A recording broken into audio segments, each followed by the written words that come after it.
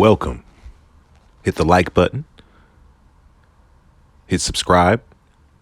Hit the bell. Share the show. Thank you for listening. This is Joey. Let's get started. We're going to try something a little bit differently today. I would like to have this be the first installment of what I'd like to call the WWUT editions of the podcast. What's Whitey up to? Right? I mean, I feel personally like when I look at a lot of the channels that dominate the black media scene, that dominate the black YouTube scene, not even things that have to do with politics in particular, but involve politics, if you know what I mean. They don't really cover these topics that white folks are into. And by the time they hit our shores, by the time they hit our content creators, it's usually always too late.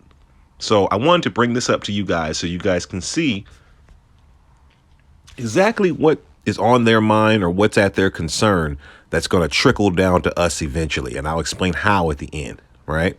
But the main thing I want you to see here with this topic is the problem, how white folks see the problem on the left and right, and how they plan to deal with the problem that they see on the left and right. This issue is immigration. Now, what's going on is a number of the quote unquote border states and border towns in America, Texas, Arizona, New Mexico, places like that, Florida, they are being used as places that immigrants are illegally and legally getting into the country through, right? And these states are overrun. So what these states are doing as retaliation and teach a lesson to the rest of the country that's fully in favor of immigration, all these liberal towns and liberal states that are sanctuary cities, they're saying, okay, let's put your money where your mouth is, Mr. Sanctuary City. Why don't you really take some of these immigrants in? And they're actually busing immigrants up to places like New York City, up to places like Minnesota, up to places like Martha's Vineyard and ritzy liberal white areas. And now we're starting to see these liberals go, hey, wait a minute. Now, I didn't really mean actually help. I didn't mean we do anything, right? But I want you to pay particularly close attention because when white folks fight black people, we win politically, right? So I want you to pay attention to all the truth droplets that are falling out on both sides that dispel a lot of these false myths that we have about immigrants, about them being so hardworking, about them just being more educated than us and just wanting it more. And this is most importantly, remember that phrase they love to say about I came here with nothing. Now I want you to listen to what the male suit on this show says about how to handle this problem and how we normally handle this problem. Look at how the immigration problem is normally dealt with. Look at how the sausage is made. And remember that the next time you hear someone saying, I came here with nothing. Let's watch. So it's been said, but it's worth reiterating, that the governors of Texas and Arizona have created this crisis. And the federal government has not stepped up to assist the District of Columbia. So we, along with our regional partners, will do what we've always done. We'll rise to the occasion. We've learned from border towns like El Paso and Brownsville. And in many ways, the governors of Texas and Arizona have turned us into a border town. We don't know how long this will take to resolve. We don't know how long they will continue busing. And so the right thing to do here is to be prepared to ensure we can greet every bus. We can get people off on the right foot. We can get them where they want to go. And that will ultimately help them in their immigration process. So just a brief recap, she said that these cities, El Paso and Brownsville, these border towns have turned our city into a border town. And this is what you call in politics, not in my backyard, right? People love certain policies and then they'll vote them in right until them policies affect them at their front door, right? So we have Democrats being caught red-handed, showing that they don't really believe in the shit that they believe in for people that are supposed to be sanctuary cities when it actually gets put to the test, right? You also heard her mention that the federal government has failed to step up in assistance. Assistance with what exactly? Why would you label yourself a sanctuary city if you don't have the capacity to be a sanctuary, right? And what assistance are we talking about? So let's go further. You're going to see these hosts of this show openly, loose-lipped talk about kind of a normally undisclosed policy when it comes to immigration. Let's watch. I can't watch that and see it as anything but incredibly infuriating. It's Washington, D.C. local council member Breanne K. Nadeau. Ryan, she really did just compare Washington, D.C. to a border town, and this is from Bill Melugan of Fox. He says Washington, D.C. is a metro of 700,000 people, has had about 8,000 migrants dropped off by the state of Texas over a span of 4 to 5 months, also some from Arizona. Eagle Pass, Texas, which she name-dropped, has a population of 30,000 and gets 10,000 migrants in a week. She is comparing these like absurd numbers and wants people to sort of blame the states of Arizona and Texas for turning Washington, D.C. into a border town when they are a sanctuary city. People have pulled tweets of her talking about being a sanctuary city. Well, being sanctuary cities are one of those things. But not like that. Right, exactly, right? Yeah, so being a sanctuary city is one of those things that incentivizes people to make these incredibly dangerous journeys up through Mexico because they know there are places that they can go where they don't have legal citizenship, where life can be comfortable as an illegal migrant into the country. And just a few definitions to clear things up. Border town and sanctuary city are two completely different things. They are not mutually exclusive. One does not mean the other.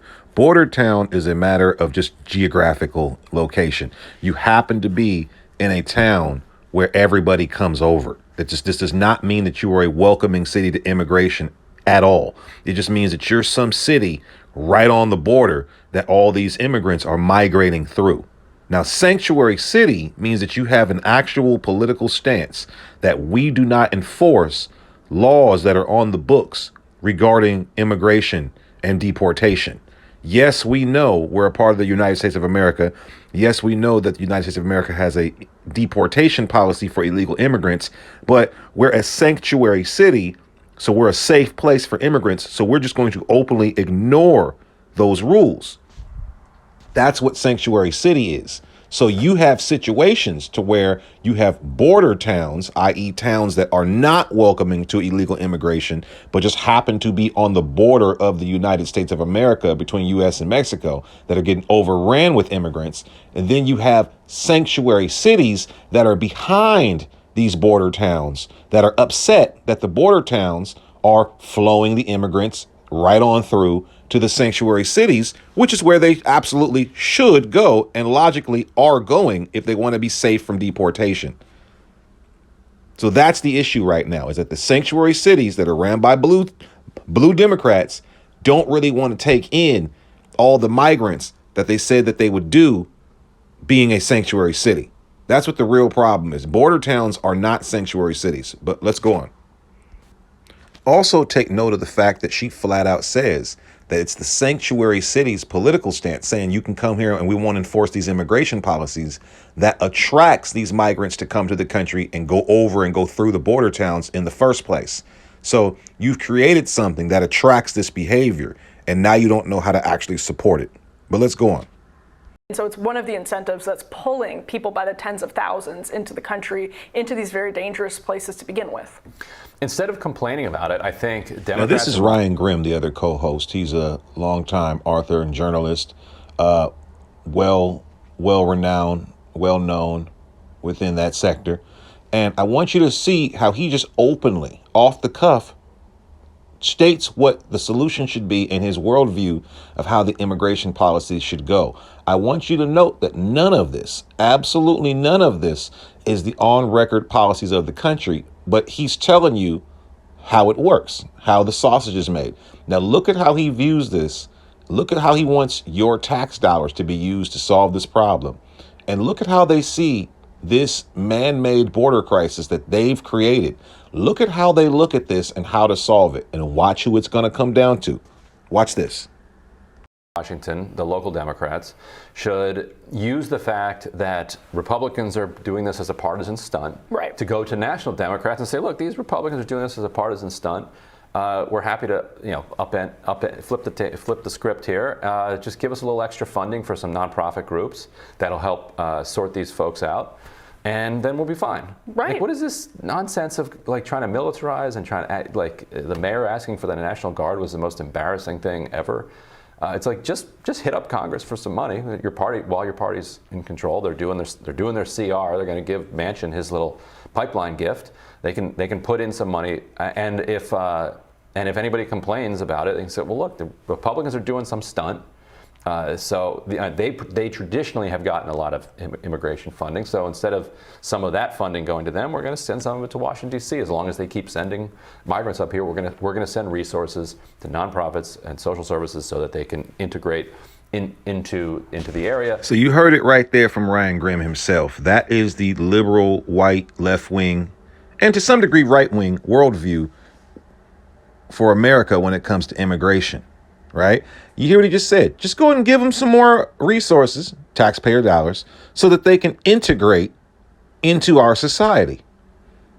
Remember that whenever you hear, I come here with nothing. That's bull. You do not come here with nothing. You come here with sanctuary cities wafting you in. You come here giving granted resources. And if you listen even further, he goes even further talking about, let's hire all these people. We got now hiring signs everywhere. You see, immigrants have always been used as scabs. Immigrants have always been used as people that'll work for pennies less, that'll accept abuse on the job because they know they can't complain because I can always call up ICE. Republicans love it too. You heard them just say Republicans have been getting funding, state funding for their immigration issues for years. And now they want to play with that funding. But where does that funding come from? There's no policy that says we're going to be funding immigrants. We're going to give you a starter pack when you come here. Black Americans don't get no starter pack. Remember that when you hear I came here with nothing and we work hard. There are help wanted signs all over the place. There are classrooms that have room for students. You know, they should just say. This is another thing that he let slip out. Forget all the bleeding heart. Think about the conditions of these people who come here for a better life talk. He flat out told you, we like immigrants here in America for cheap labor and to be able to position them against the American working class. If you have people who are saying we're not taking these jobs, not because we're lazy or we want a bunch of money, but because these places are overworking us and understaffed, right? They're not really hiring the full staff, right? They're not really paying us. If you got different divisions, different departments of labor, teachers unions, BNSF railroads, right? Amazon, Starbucks, all these different groups that are starting to unionize and power up because they realize the power of the worker. What would undermine the power of the American worker in America any faster than shipping in a bunch of illegal immigrants to come do the work for cheaper and for less pay and for less self-respect? This is how we use immigrants. And this also causes tension between natural born American citizens and immigrants, as it naturally would, because you're automatically competition in the workforce. Let's go on. It's a completely tragic illustration of how difficult it is to, let's say, humanely and compassionately deal with this problem. It's not an easy thing to deal with by any means whatsoever, because you have these small towns like Brownsville, which is a pretty small town, or Eagle Pass, just getting absolutely inundated, and Washington, D.C., which is part of that problem by being one of the many sanctuary cities in the country. What the point of the stunt, which I agree is a partisan stunt from Texas to Arizona, the point of what they're doing, which, by the way, we talked on last week's show to a News Nation reporter who said most of the migrants are very happy that they're getting bused to Washington, D.C. and New York City because it gets them over to the East Coast for free. The point of that is to say, this is what those policies, sanctuary city policies, et cetera, are doing to our towns. We do not have enough help. We are completely overrun. And here's a taste of it, and see how you react. And they're completely, even just from a sort of political standpoint, failing the test dramatically. I mean, they're playing right into the hands of the Republicans. And from your perspective, like what you were saying, it's needless. You don't have to be militarizing. You don't have to be, from their perspective, they shouldn't have to do any of that. But the fact that they feel they do, I think, is really telling. Right. So right here, again, I want you to see how they see the problem more than anything. They don't see the problem of immigrants being invited into the country as a problem. They don't see immigrants being brought in to be used as scab workers against all of the homeless and underemployed people right here in America. See, that's the part Ryan Grimm doesn't bring up. He says we got help wanted signs everywhere. You also got people that are drug addicts on fentanyl and people that are out there homeless that are trying to find jobs and trying to get money right now that'll actually feed them, that can't find proper pay, right? You got people that are working paycheck to paycheck. You got people that are working poor, people that have full-time jobs, working overtime, living in their car, driving for Uber on the side, right? He kind of neglects that point, right? Kind of neglects that point. But the important thing that we're talking about here is look at how she describes the issue and how they describe the solution based off the issue. They're not looking at this like we need to deal with this border crisis. They're looking at it like, well, just send some more money to the sanctuary cities, because we as Americans, we as rich Americans, these are pretty rich, well-off folks here. Ryan Grimm and Emily, can't pronounce her last name. We look at this problem like, how do we facilitate more immigrants coming in? Meanwhile, you got black Americans and white Americans right in Jackson, Mississippi, who ain't got no damn water. You got Skid Row in California, where people don't got no jobs and no place to go. You got Maxine Waters telling homeless people to go home, right? So clearly there's a way that they're dealing with their immigrants that are just coming in, however they get here, versus how they deal with their actual American citizens. And they don't even notice how at no point in time in this discussion are actual American citizens and how they're affected. It's not even brought up, other than these sanctuary cities being slightly overrun. But this is the part I want you to pay attention to. Where do you think all these immigrants are going to ultimately settle? If whites on the left say not in my backyard and whites on the right say not in my backyard, whose backyard are we going to? Watch this. Right, and so let's cut a deal. All right, we will fund the social services necessary to assimilate these migrants into the Washington area, or to get them, if they don't want to stay in the Washington area, they're not required to. They can, if they have relatives or friends who are in Baltimore or Cleveland or Toledo, wherever, fine, it's a free country. And in exchange, then you guys down at the border stop complaining about the immigration situation. Now look how he just assessed that. We're going to have you guys come over from the border towns, get processed. You guys can either stay in D.C., Baltimore, Ohio. What do these places have in common? What are these places? These are black cities. These are places with high black populations. These are the hood. This is the ghetto. What they're saying is, we'll push you to the black parts of town. The white folks on the left don't live there. The white folks on the right don't live there. And what are the niggers going to do? In order to make everybody white happy, come in through the white border towns, get processed, move to these white liberal cities, and within the white liberal sanctuary cities, we'll push them to the black side of town so we don't got to deal with them. We on the Democratic Party side, we get all the goodwill and good political credit for taking in these migrants. We can have them work for cheap and place them against the American worker. The whites on the right get to look like they're tough on border security. And the only people who are really going to suffer are going to be the American people, primarily the black Americans, right? That's who's going to get this group of people dumped on top of them.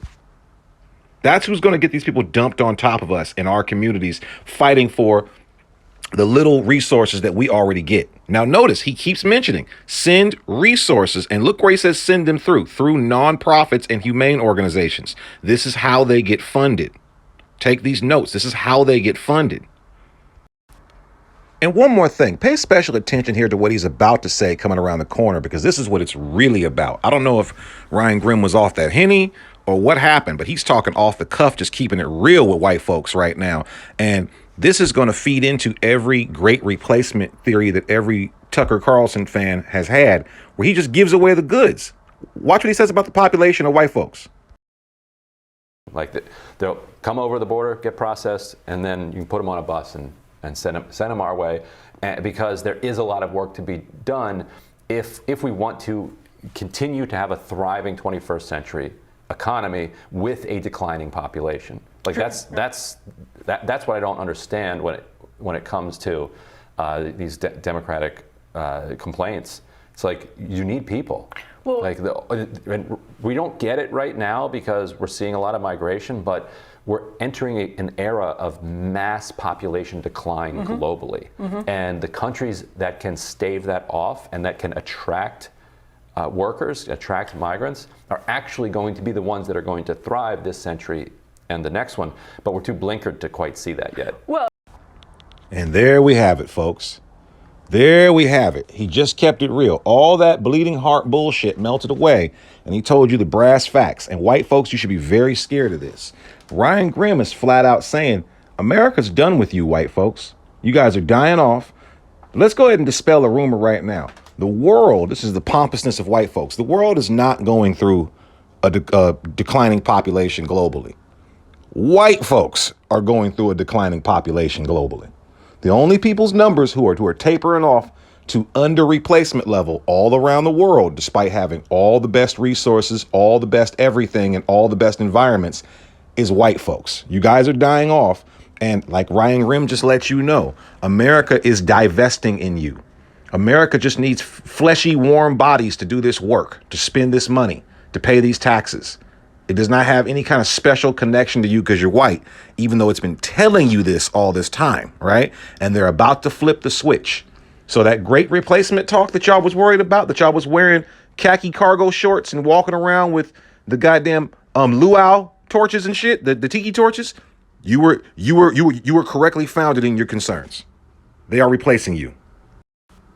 That's number one. Number two, black folks, black Americans who've been here 500 damn years.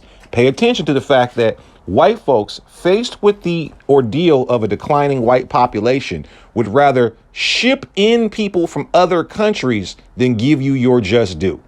Even at the end of the world, at the end of the white life cycle, they still need to express some dominance over niggers. So any hope that you may have had that you were going to reach some kind of an understanding with white society and have some sort of a come to Jesus moment and y'all was going to, repent, and that's never going to happen. Like I said before, white folks will reset the Xbox before they lose that Madden game to you. They'll destroy the world before they let you take it. So I just want you to see Ryan Grimm and those of his ilk, their worldview when it comes to America and immigration, how even when the border towns are trying to make their point, they don't want to hear it. And they don't want to hear it because they know in the long range plan, they need new warm bodies. They need new workers that'll work for cheap. America knows that it got where it got on slave labor.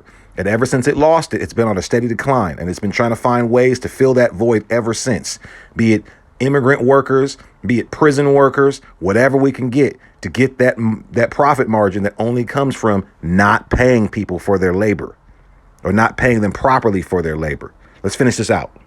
And it's because Democrats have really not wanted to deal with this horrible, inhumane asylum system where people are fleeing, in some cases with legitimate asylum claims. Really dangerous, war-torn areas in Central America are fleeing, just economically. One more thing, just to be, not to be petty, but just to be precise. White folks in America love to mention that immigrants come to America fleeing war-torn countries for a better life, but they never mention that our intelligence agencies and our militaries are the ones that make their countries war-torn with war. We're the ones that tear their countries up. We do that. And not only do we do that, but we do that purposefully so we can shake the tree. We destabilize countries so that we can take advantage of all of their skilled immigrants that are going to naturally come to better countries like America. So we literally loot and plunder and pick countries like berries. But we make it seem like we're doing a humane thing and letting them in, when in reality, we're the reason why they're fleeing the country that they're in. This is something that those on both sides of the white aisle will never mention. We could easily reduce our immigration levels by simply just not messing with the nearby countries that we're messing with. That would make them not flee here in the first place. But we know we need cheap labor. From places in South Central America and Mexico, which is not a legitimate asylum claim. And if you don't reform the system to have people legally come and work, then you're in a world of trouble. And all of these things are just subsidies to cartels. I mean, it continues to be every time, like this is the tragic paradox of illegal immigration and the issue in general. It's that every time we try to have a more compassionate policy, it ends up being a a subsidy to cartels who now survive and thrive off of this huge chunk of money they get on human trafficking up to the American border, because people realize that they can come to the United States and they can do X, Y, and Z. They can live in Washington, D.C., and it's a mess, and it's what's created so much violence in the region. And the way to deal with it is to fix the legal system, but there's zero political will to do that on either side. Right, and really actually fix the guest worker program and go back to an emphasis on a guest worker program, because you started having so many women and young children come across after you militarized the border, so that people who previously were just guest workers, either legally or illegally, coming up, working a season, right, and then heading back. They didn't want to stay in the United States. We basically forced them to stay in the United States. See, this idea right here of a guest worker program is even worse. We don't live in those times anymore. You're encouraging people to not even spend money and reinvest in the country now. They're going to make their money here in America and then send remittances back home, or jump back over the border and go back home. You're draining the country of money that's coming from this labor. Doesn't make any kind of sense. You see, they've now accepted the fact. Look, I talk about working for a season and then go back home. They've accepted the fact that they feel like they've circumvented a way around their slave labor laws. They can find people to work illegally, look the other way if it benefits their bottom line. They know full and well they got illegal open borders out here, and that affects Black Americans and poor people in the country that are trying to work. By once they had come over, blocking their ability to go back and forth, and making it so extremely costly and dangerous to go back and forth. They said, well, I guess this is where I have a job, this is where I'm going to stay, so now I need to bring my family up here. The family didn't necessarily want to come down there, so bring that. Just briefly, that's cap. Moving on. That back, and just, yeah. There's no political will to do anything meaningful, and it's a real tragedy, and the human costs of it are staggering. So another story to keep a close eye on, and we will be back with more Rising right after this. So there you have it. I just wanted to take a chance to point out this rare opportunity to show you what the average white person politically thinks with regards to the immigration policy, how they see how this is supposed to work. They're supposed to use immigrants as scab labor against the American workforce, which includes Black Americans, right? They are using the immigration trick, a fake compassionate stance, to get free labor out of everyone and use them against Americans. And people are seeing through it. Signing off.